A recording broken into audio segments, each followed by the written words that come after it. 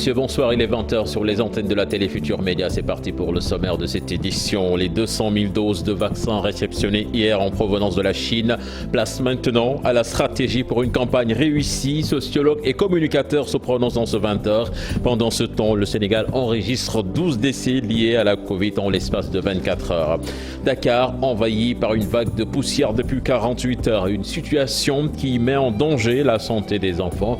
Bonne nouvelle tout de même, la NACIM annonce une amélioration à partir de ce vendredi. Dans ce 20h, nous irons dans les îles du Saloum, à Maya et Tirna, d'où est originaire Adissar, accusatrice d'Ousmane Sonko. Ses proches ne sont plus tranquilles depuis l'éclatement de cette affaire.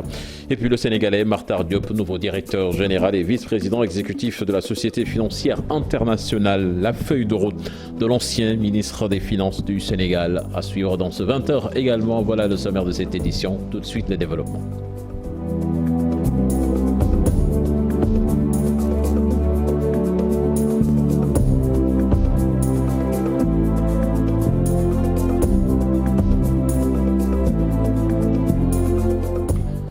Bienvenue à toutes et à tous. Le Sénégal a réceptionné depuis hier 200 000 doses de vaccins à l'AIBD, des produits acheminés à la Direction nationale de la pharmacie nationale d'approvisionnement. Les doses sont placées dans les chambres froides en attendant le démarrage de la campagne de vaccination. Alassane Ba.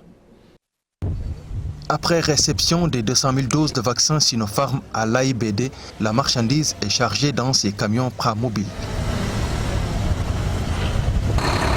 Direction la pharmacie nationale d'approvisionnement.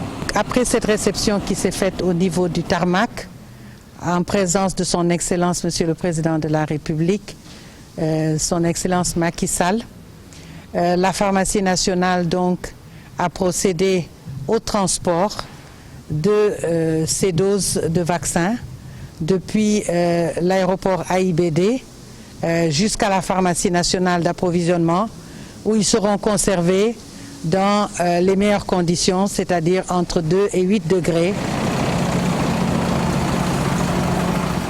Nous voici au PNA. Les équipes techniques s'occupent de la cargaison. Ouverture des caisses.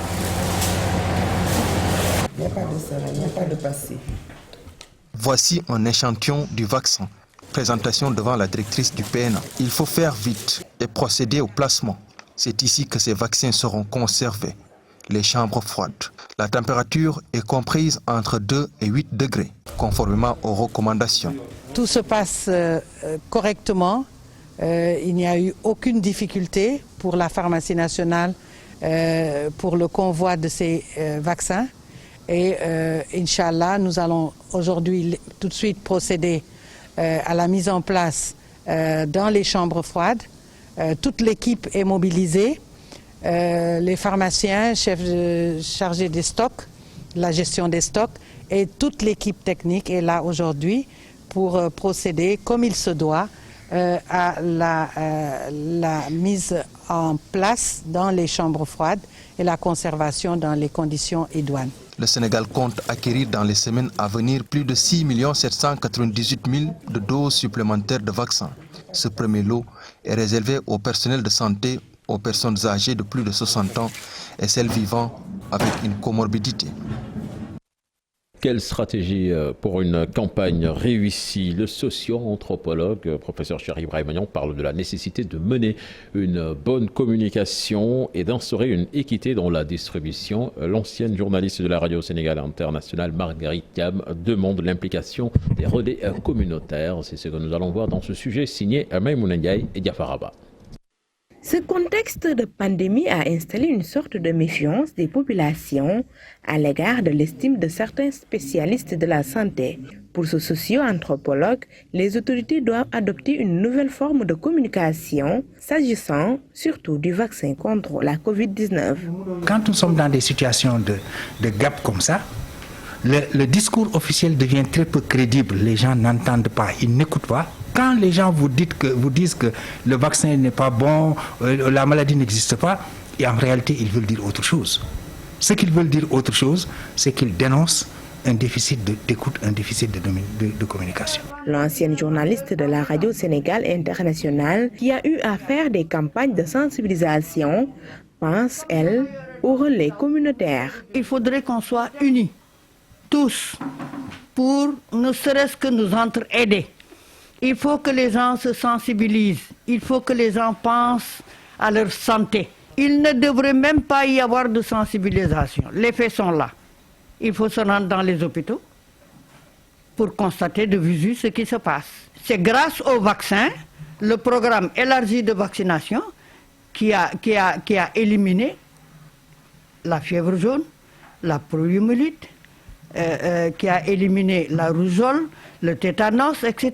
Pour réussir la mission, nos interlocuteurs évoquent d'autres paramètres à prendre en compte. Il ne faut pas que des minorités, des élites, des groupes privilégiés s'accaparent du vaccin et que mes oncles, mes cousins et autres qui sont à Fongolimbi ou à Saribidji ou à Pété ou à Medina Wandifa, que ces gens ne se retrouvent pas là-dedans.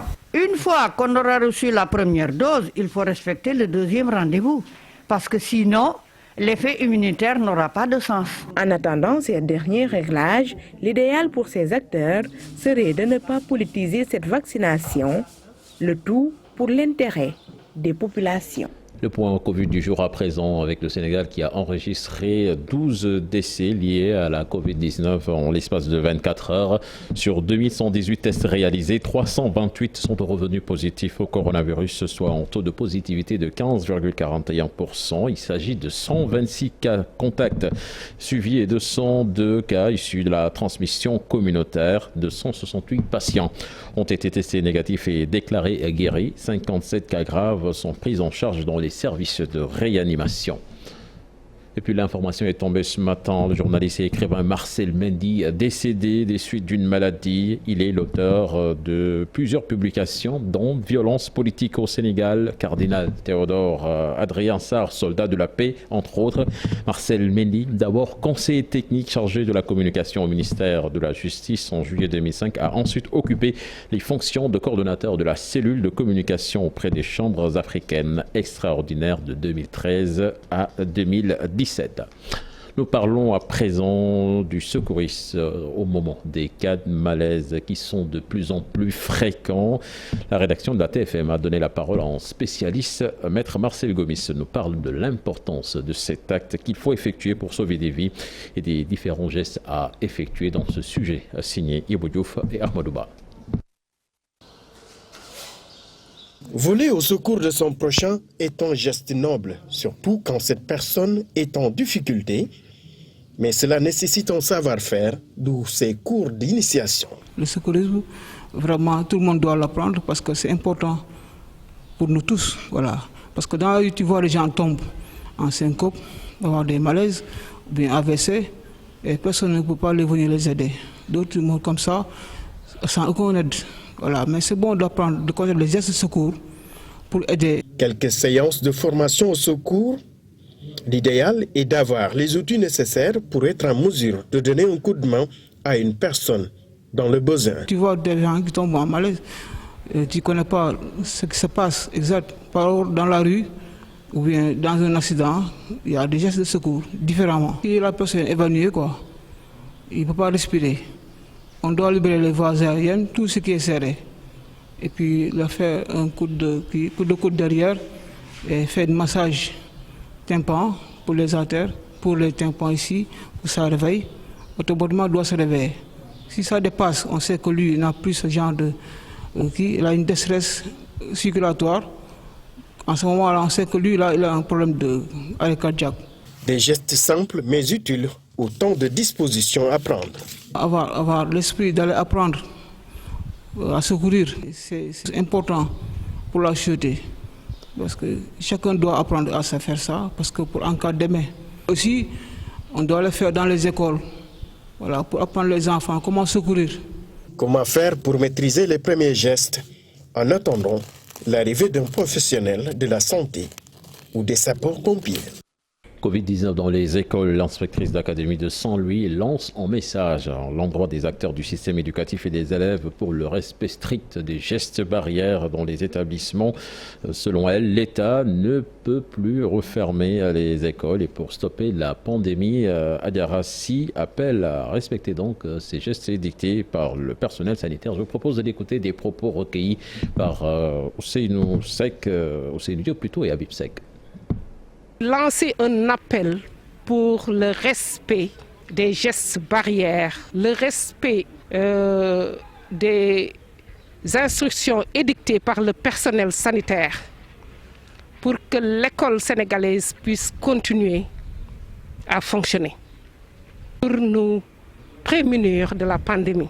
Parce qu'il faut le dire, le ministère de l'Éducation nationale, à travers l'inspection d'académie et l'ensemble des 5 IF, a mis à disposition assez de masques et des produits pour respecter les gestes barrières. Et c'est le lieu de sensibiliser l'ensemble des acteurs. Le Sénégal ne peut pas se permettre de fermer continuellement son école. Et nous sommes pour que l'école continue de fonctionner. Nous sommes pour que l'école vive et que l'école survive à la pandémie. Et pour cela, nous devons respecter les gestes barrières. Des risques de santé pèsent sur les enfants à cause de la poussière qui couvre le pays depuis bientôt 48 heures. À l'école Sakura Badiane, les enseignants recommandent un port du masque et des habits lourds aux élèves. Les parents d'élèves s'engagent aussi dans la bataille pour protéger leur progéniture. C'est un reportage signé Abdoulaye Diop et Mohamed Dia. Depuis quelques jours, un épais de voile de poussière couvre presque tout le pays. Ce changement climatique a des conséquences sanitaires sur les enfants. Dans cet établissement, la direction est consciente de l'exposition des enfants. Nous avons simplement demandé davantage aux enfants de porter le masque en leur disant qu'il y a non seulement le coronavirus, mais il y a la poussière pour protéger contre la poussière. Donc voilà vous avez une autre raison de porter les masques, il faut s'y mettre. Bon, la fréquentation est la même. Ceux qui ne sont pas venus, ce n'est pas à cause de la poussière, c'est peut-être d'autres raisons. Donc ce n'est pas à cause de la poussière que les gens sont absents. Et la régularité a continué à être la même. Pour l'instant, pas d'effet négatif. Absolument, pour l'instant, pas d'effet négatif. À part qu'on regrette cela, mais il n'y a pas d'effet négatif. Pour les enseignants, des précautions nécessaires sont prises pour protéger les enfants. Les mêmes dispositions, le matin quand vous vous levez, c'est pas sûr qu'il y a de la poussière, donc au mieux protégez-vous, mettez les masques, des habits lourds. Si vous remarquez que le temps a changé, donc vous pouvez vous débarrasser de vos habits. Mais le matin, portez les habits lourds, protégez. Les élèves de la garderie communautaire n'ont pas pris leur récréation aujourd'hui. C'est pour éviter cette poussière. C'est une situation quand même assez difficile, mais bon, on essaie de s'adapter parce qu'on n'a pas trop le choix. Bon, juste on demande aux parents de bien couvrir les enfants et puis aussi on ne les laisse pas sortir. Vous voyez, on a fait la récréation, mais les enfants ne sont pas sortis, ils sont restés en classe.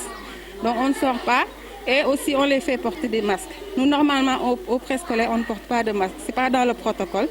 Mais là, on les fait porter des masques parce qu'il y a des asthmatiques, il y en a qui ont des problèmes respiratoires, donc ils portent des masques.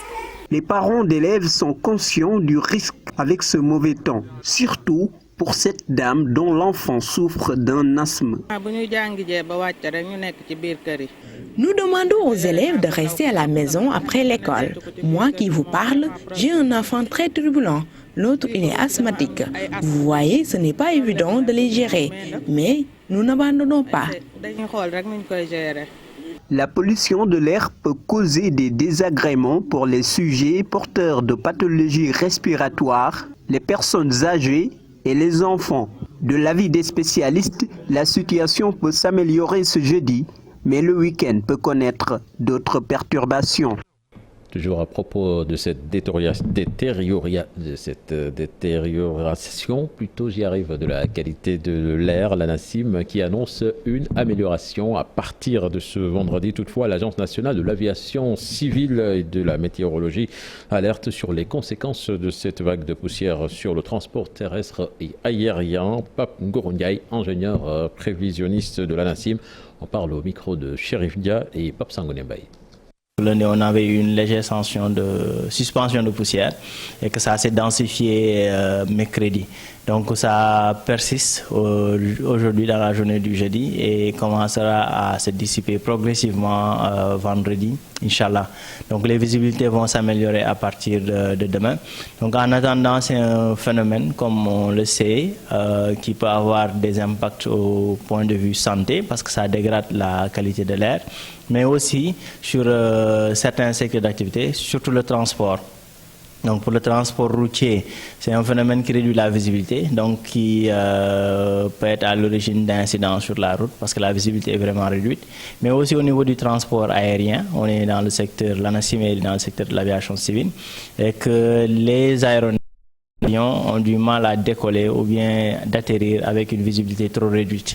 Donc voilà en gros les impacts qu'on pourrait avoir, point de vue sanitaire, mais aussi point de vue transport sur le phénomène de poussière qu'on a noté. Comme l'annoncé dans les titres de ce 20h, nous allons à présent à Maya et Dirnda, c'est dans les îles du Saloum, des villages qui ont vu grandir à Adissar. L'accusatrice d'Ousmane Sonko pour une histoire de viol, ses proches ne dorment plus tranquillement depuis l'éclatement de cette affaire. Reportage signé sur place Aminata Goudiaby et Abdelkarim Bey. En ce début de journée, sous un climat poussiéreux, un calme plat règne à Maya, village insulaire qui a vu grandir Adissar, supposée victime de viol du leader de Pastef Ousmane Sonko. Chez la jeune fille, sa grand-mère Aïssatou Ndong, visiblement abattue par les événements, veut revoir ou même entendre sa petite fille introuvable. Depuis 2 ans, je n'ai pas de nouvelles de Adji. J'ai presque perdu mon sommeil depuis l'éclatement de cette affaire. Je l'ai bien éduqué. Quand Adji partait à Dakar, c'était pour des études. Ces propos malveillants tenus à l'encontre de notre fille Adji me font très mal. Mais nous avons confiance en la justice puisque l'affaire est pendante. La famille souffre actuellement de cette affaire, surtout qu'elle est sans nouvelles de Adji. Au village de Maya, la jeune masseuse a poursuivi ses études au collège d'enseignement moyen de Dirnda. Son tuteur décrit une fille correcte.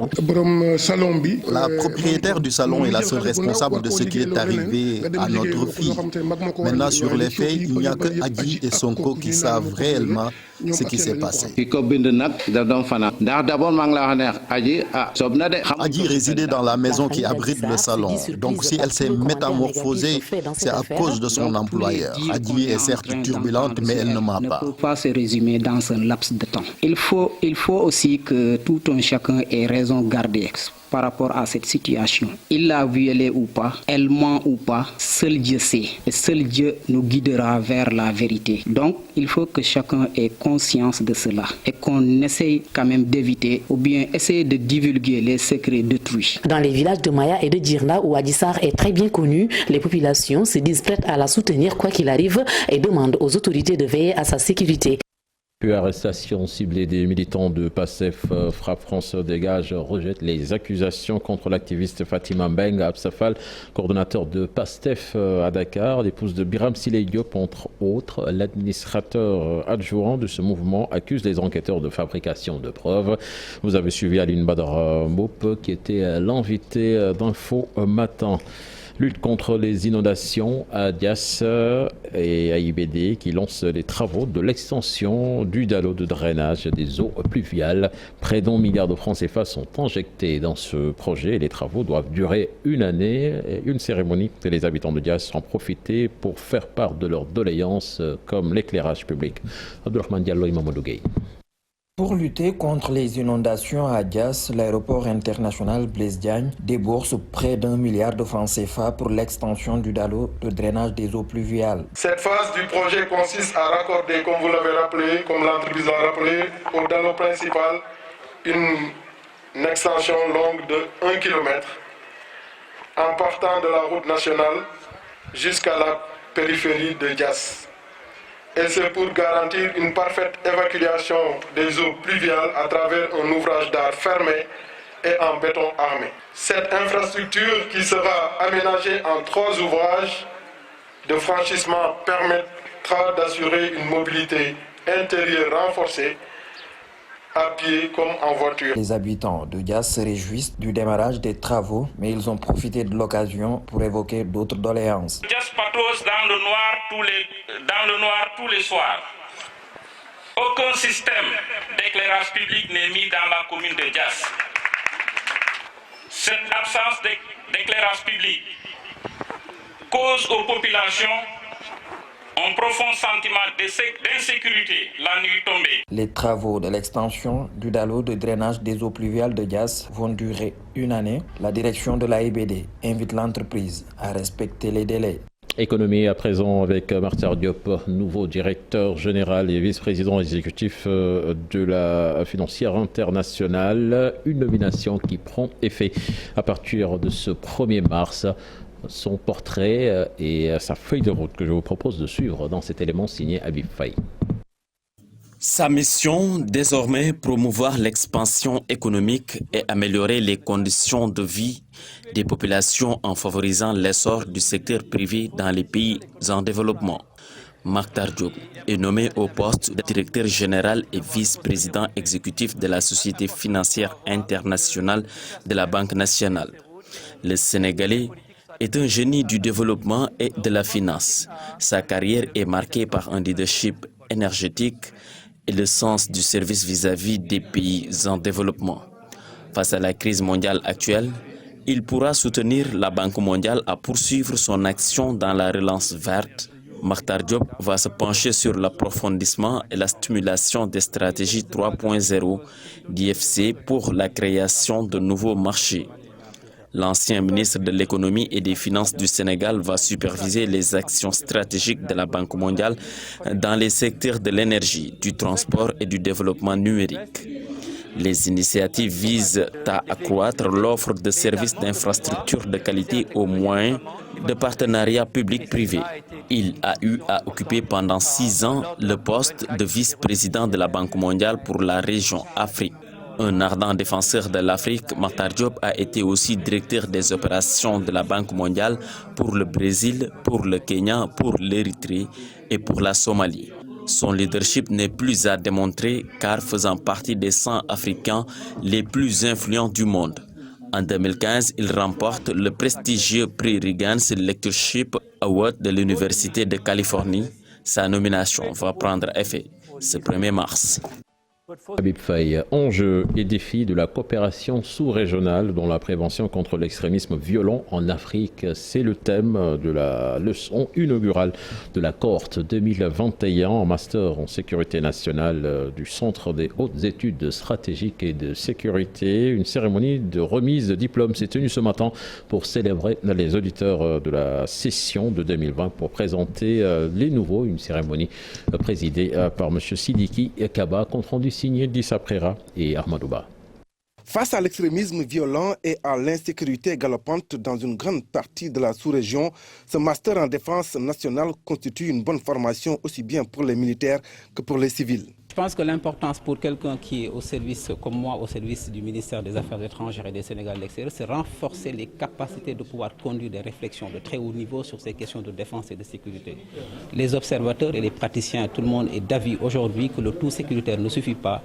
Il faut que aussi les cadres civils puissent aussi comprendre les problématiques, les enjeux des défis sécuritaires et environnementaux. Donc il est important que dans le processus décisionnel, que les décideurs publics éventuellement aussi puissent être formés sur ces questions, puisque c'est une démarche globale. Le tout sécuritaire ne suffit pas. Il faut éventuellement que les cadres civils aussi, de concert avec les cadres militaires, puissent s'approprier de ces principes et de ces enjeux et défis sécuritaires dans un monde en perpétuelle mutation.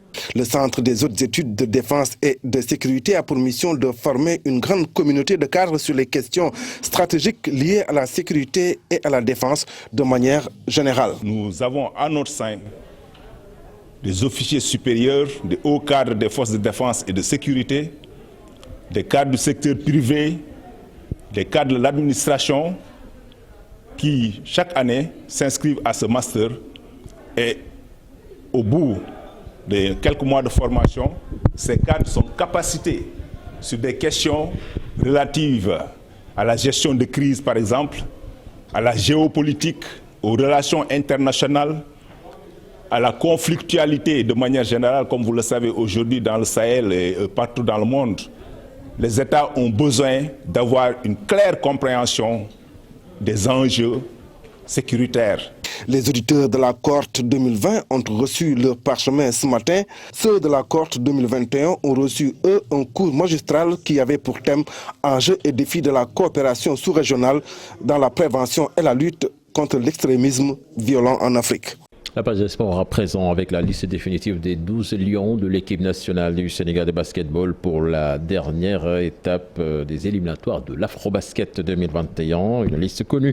L'ailier Mohamed Faye et le pivot Boubacar Touré déclarent forfait. Ils sont remplacés respectivement par Pape Abdou-Badji et Ibou Djanko Badji. Changement d'hôtel et première séance d'entraînement pour les lions du basket à Yaoundé. L'équipe nationale de football du Sénégal toujours première au classement FIFA Zone Afrique. C'est le menu du Round-Up Sport signé Chersadi Boudjara. L'équipe nationale du Sénégal de basketball s'est entraînée au Palais des Sports de Yaoundé. Le groupe des Lions au complet a pris ses repères sur le lieu des rencontres du groupe B des éliminatoires de l'Afrobasket 2021. Une séance de répétition des systèmes de jeu à quelques heures de son premier match. Les Lions débutent face au Kenya ce vendredi matin à 10h. Auparavant, ils vont changer d'hôtel. Celui qui leur était affecté est jugé d'un standing de mauvaise qualité. En football, pas de changement dans les trios de tête en Afrique et au niveau mondial, au classement FIFA du mois de janvier 2021. Le Sénégal, 20e mondial, demeure toujours leader en Afrique, suivi de la Tunisie et de l'Algérie. Maroc et Mali progressent fortement dans le top 10 africain. Les Marocains vainqueurs du CHAN gagnent 2 places et sont au pied du podium, alors que les Maliens finalistes malheureux font un bond de 3 places pour se retrouver au 9e rang. Au niveau mondial, le trio Belgique, France et Brésil est toujours en tête au classement.